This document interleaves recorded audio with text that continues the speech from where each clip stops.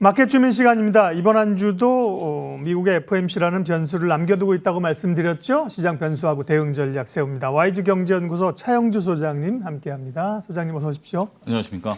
네. 그러게 이번 주는 FOMC하고요. 또 어떤 것들이 주목사항일까요? 코스피 전망은 어떻게 하십니까?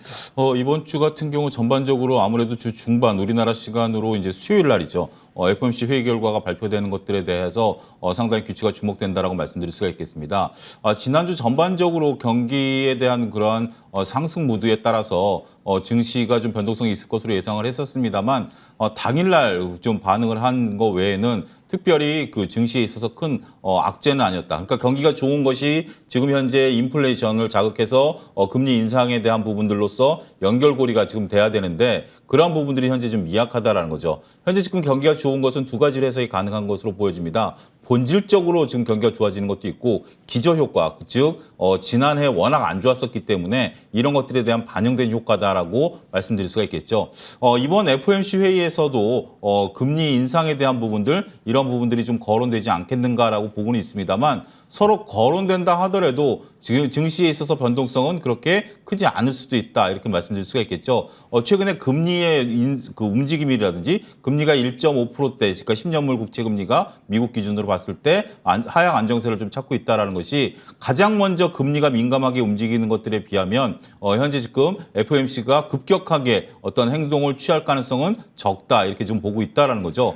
물론 모든 것들이 이제 정상화되는 단계에 있어서 내년 정도가 되면 금리 인상에 대한 부분들이 분명 거론이 되긴 하겠습니다만 시장이 어느 정도 이런 것들을 내성을 좀 키워왔었던 것들을 감안하게 된다라면 이번에 FOMC로 인해서 금리가 증시가 방향을 급격하게 턴할 가능성은 그렇게 높지 않다 이렇게 좀 말씀드릴 수가 있겠습니다. 네.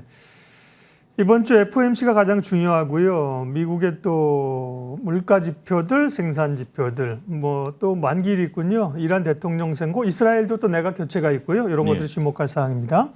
지난주에 이제 5월 미국 소비자 물가 지수가 나오지 않았습니까? 그렇습니다. 네, 굉장히 부담스럽게 나왔는데도 시장은 별로 부담스럽지 않게 해석을 하셨다는 얘기인데 FOMC 자체에서 파월이 뭐 우리 긴축 가겠다 이런 얘기는 안 하겠지만 연준 의원들의 발언이 이게 부담을 막 주고 그러잖아요. 네. 지금은 이제 FOMC가 이제 또 말 못하는 그런 기간인가요? FOMC의 이번 그 회의에서의 선택은 어떻게 될까요? 일단은 뭐 우리가 현재 지금 그 각종 지표들을 보면 잠깐 언급을 드렸다시피 좋게 나오지 않습니까? 소비자 물가 지표가 5%라는 것들, 그러니까 지난달에 4%대였는데 지금 5%대까지 나왔다는 건 어마어마한 수치가 나온 거거든요. 근데 우리가 이제 2020년에는 제로 성장을 했었습니다. 그러니까 2년으로 나누면 일부 애널리스트 분들이 말씀하시는 게 2.5%씩 연율 성장을 했다라는 거 정도죠. 그리고 이번에 중고차 가격의 상승이라든지 연준도 발표했다시피 일시적인 어떤 일회성 그 인상 요인들이 있어서 이렇게 됐다라는 것들이기 때문에 전체적으로 봤을 때는 그렇게 큰 폭의 성장세를 나타냈다라는 것은 기저효과 때문이다. 이렇게 좀 얘기들을 하고 있는 것으로 보여집니다. 당장 지금 뭐 우리나라도 그렇고 금리 인상에 대한 얘기들은 계속해서 나오고는 있죠. 이런 것들은 보면 새로운 것들은 아닙니다. 그러니까 우리가 2020년이라는 코로나19 팬데믹 상황에서 어마어마하게 경기가 위축이 되다 보니까 정부의 역할이 그동안 커왔었던 것들이죠.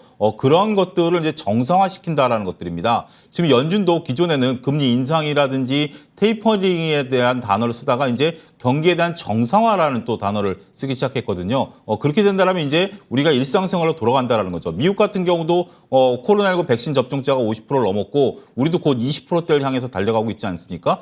그러한 부분들을 감안하게 된다면 정상화된다라는 것들이죠. 그렇게 된다면 어느 정도 적정한 인플레이션, 고용 이런 부분들이 이제 이루어질 것으로 보여지는데 일단은 증시에 있어서 우려되는 것은 이런 것들이 시장 충격으로 다가오지 않겠느냐라는 부분들인데 그런 부분들은 그렇게 크게 우리가 고민하지 않아도 될 것으로 보여집니다. 어찌됐든 연준은 현재 지금 나오고 있는 지표들을 일시적 요소다라고 말씀을 좀 이제 보고 있는 시각들이 있다라고 말씀드릴 수가 있겠고 그런 것들도 평균적으로 보는 시각도 일부 있는 것 사실 아니겠습니까? 그러니까 5월달, 4월달이 좋았다 하더라도 1월, 2월이 좋지 않았기 때문에 평균 수치를 놓고 보면 그렇게 우려할 수치는 아니다. 이렇게 보는 시각들도 강하기 때문에 이번에 FOMC가 시장에 있어서 변곡점은 되지 않을 가능성 다시 한번 말씀드리도록 하겠습니다. 네, 실세 금리가 얘기해 주는 거죠. 미국 10년물 국채가 1.4%로 내려왔으니까요. 그렇습니다. 시장은 반응하지 않는다는 겁니다.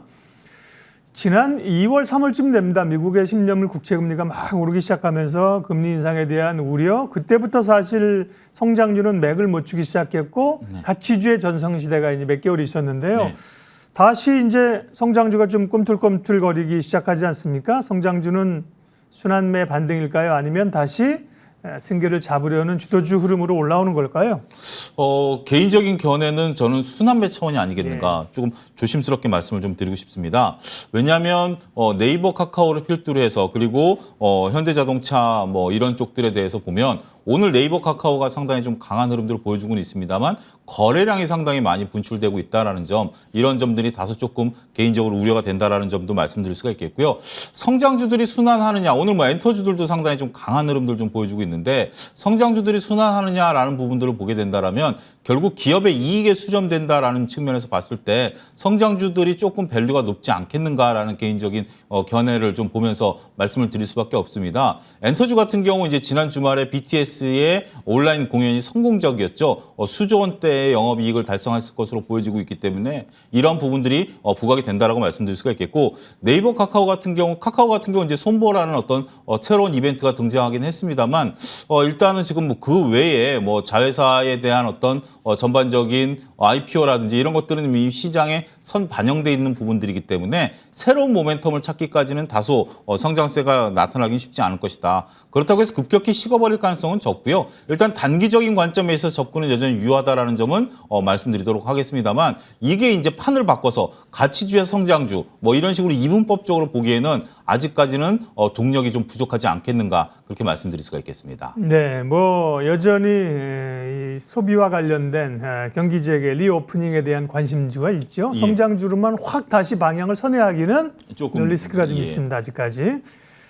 통신주의 흐름들이 최근에 괜찮습니다. 네. SK텔레콤, LG U+, KT 다 좋고요. 5G까지 움직이는데 특별히 SK텔레콤은 인적 분할 이후에 액면 분할까지 동시에 발표를 했고요. 시장에 관심이 많은 것 같습니다. 지금 어떻게 보세요? 저는 뭐 50주 신고가 갱신해 가고 있는 SK텔레콤 모습 보면 아직까지도 저는 뭐 그렇게 SK텔레콤이 비싼 느낌은 별로 못 받습니다. 네. 왜냐하면 우리가 이제 통신주들이 그전에는 통신 3사가 이제 짜여진 어떤 상황에 딱 놓여 있었죠. 서로 이제 시장의 파일을 나눠 먹는 그런 분위기였는데 SK텔레콤이 이번에 인적 분할을 통해서 6대4로 통신회사와 비통신회사로 구분하지 않습니까? 이런 것들은 비통신회사 부분에 있어서의 지분 가치를 새롭게 평가받겠다라는 SK텔레콤의 보관이고요. 또 SK텔레콤과 KT 이런 쪽들도 현재 지금 사업 영역을 단순하게 통신회사에서 종합 플랫폼 회사로 바꾸겠다라는 그런 비전들을 지금 나타내고 이런 것들을 또 시작을 하겠다라는 모습으로 인정을 해야 될 것으로 보여집니다. 따라서 단순하게 우리가 5G 시대가 열린다고 하더라도 통신 부분들로 인해서 수익성을 냈었던 부분들이 이제는 다양한 사업 영역을 펼칠 수 있는 부분들, 특히 SK텔레콤 같은 경우 SK그룹의 중간 지주회사의 역할을 통해서 다양한 사업 영역들, M&A를 통한 그 부분들, 이런 부분들을 감안하게 된다라면 장기적으로도 SK텔레콤은 인적 분할한 이후에도 우리가 관심을 가져야 되고, 여기에 이제 액면 분할, 5대1로 액면 분할하지 않습니까? 이렇게 된다라면 좀 더 손쉽게 접근이 가능한다라고 보여진다라면 충분히 상승 여력은 열려 있다, 이렇게 표현을 좀 드리고 싶습니다. 예, 말씀하신 거 종합해서 전략 세우도록 하겠습니다. 지난주보다는 지난주의 흐름이 조금 더 안정감이 있었고요. 네. 시장은 물론 어려웠지만 지난주보다 이번 주의 흐름이 이제 긴축에 대한 우려들을 조금 덜어버린 상황입니다. 대응 전략하고요. 관심 좀 말씀해 주시죠. 일단 전반적으로 봤을 땐 저는 상승 추세는 계속해서 이어질 것이다. 우리가 증시에 있어서 조금 우려스러운 부분들은 분명 존재합니다만 하락할 만한 요소를 찾기는 더 쉽지 않다. 그렇다고 보면 상방은 열려 있다. 그러니까 코스피 기준으로 봤을 때 3,300선, 코스닥 기준으로 봤을 때 1,000선에 대한 도달 가능성은 저는 열려 있다. 이게 과연 어떤 동력을 가지고 이렇게 도달하겠느냐라고 봤을 때는 순환매 차원에서 가치주와 성장주가 저는 동반 상승할 것이다라고 말씀드릴 수가 있겠습니다. 오늘 같은 경우 삼성전자, SK하이닉스가 쉬어주긴 합니다만 소비주들, 여행주들 다시 또 움직이고 또 그다음에 엔터주들 움직이고 전반적으로 이제 뭐 그 바이오 섹터들 움직이고 이런 부분들이 그동안 쉬어졌던 것들이 키 맞추기 차원에서 다 올라주고 있는 상황들이거든요. 그렇다고 해서 가치주가 끝나느냐? 그것도 아니고요. 성장주가 또 독주할 것이냐? 또 그것도 아닙니다. 순환매가 돌면서 올라가기 때문에 여러분들이 갖고 계신 종목들, 업종들이 대체적으로 다 올라갈 가능성에 저는 무게중심을 두고 싶다 이렇게 좀 말씀드릴 수가 있겠습니다. 이럴 때 전략은 조금 적극적이실 필요가 있다. 그러니까 결국 성장주가 가고 가치주가 지금 오늘 같은 경우 안 가니까 가치주를 팔아야 되는 거 아니냐라기보다는 오히려 가치주를 조금 더 편입시키고 여러분들이 가치주 갖고 계신다라면 이런 식의 전략들이 해서 다음 순환매에 내가 갖고 있는 종목을 차익을 실현하겠다 이런 전략을 펼치시는 것이 낫지 않겠는가라고 말씀을 좀 드릴 수가 있겠고요. 동반해서 이제 업종 관심 있는 종목을 말씀드리면 카카오 단기 트레이딩 가능하고요. 한국조선해양이라든지 기아 뭐 이런 쪽들에 대해서 성장주와 가치주의 균형 잡힌 포트폴리오를 전반적으로 가져가시는 것이 좋지 않겠는가 말씀드릴 수가 있겠습니다. 마켓 주민 이번 한 주 시장 전략 세웠습니다. YG 경제연구소 차영주 소장님 함께했습니다. 고맙습니다. 감사합니다.